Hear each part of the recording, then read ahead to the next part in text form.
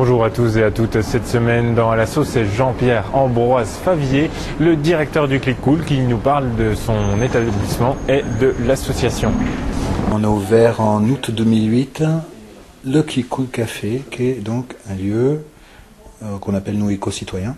Donc c'est un espace salon de thé et un cybercafé aussi, où on a installé un système d'exploitation qui s'appelle Linux sur nos ordinateurs. Déjà le lieu, c'est un lieu ouvert, donc bien sûr on est une association, donc il faut devenir adhérent de l'association, mais on a fait des tarifs assez bas, vu que l'adhésion est de 10 € pour l'année et 5 € même pour les bénéficiaires des minima sociaux, donc c'est quand même pas très élevé. Et donc il est possible pour les gens de venir découvrir Internet, de venir surfer sur Internet directement sur Linux. Comme ça, c'est déjà un très bon moyen pour découvrir Linux. Très vite, les gens s'aperçoivent qu'il n'y a pas tant de différence que ça.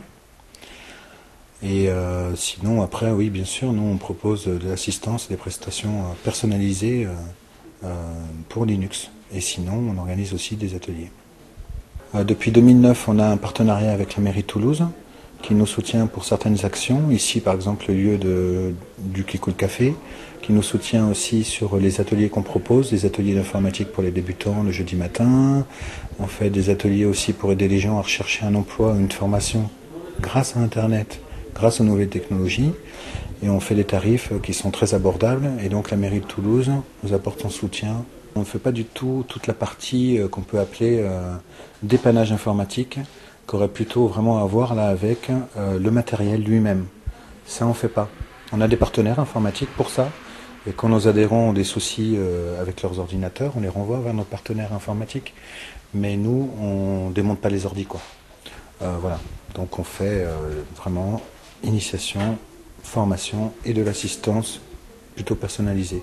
Voilà. Et des ateliers, effectivement, là on organise tous les mois un atelier sur 3 demi-journées pour faire découvrir Linux, expliquer aux gens comment passer de Windows à Linux.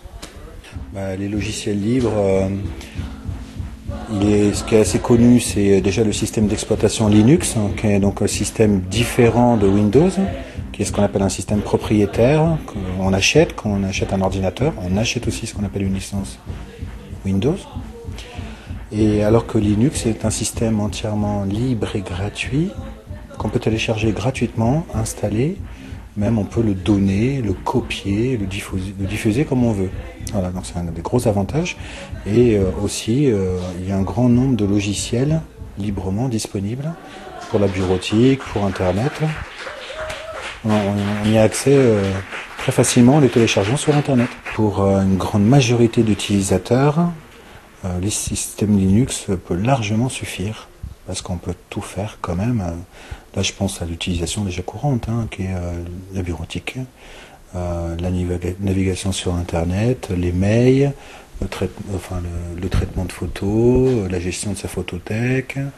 Il y a même des distributions Linux qui sont orientées musique assistée par ordinateur ou faire des vidéos avec certains logiciels très spécifiques. Donc, c'est quand même, il y a une panoplie de logiciels.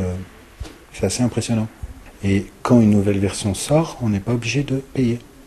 Voilà. Donc ça, déjà, pour nous, c'était un avantage important. Et puis, il y a la question de la stabilité et de la sécurité aussi en informatique.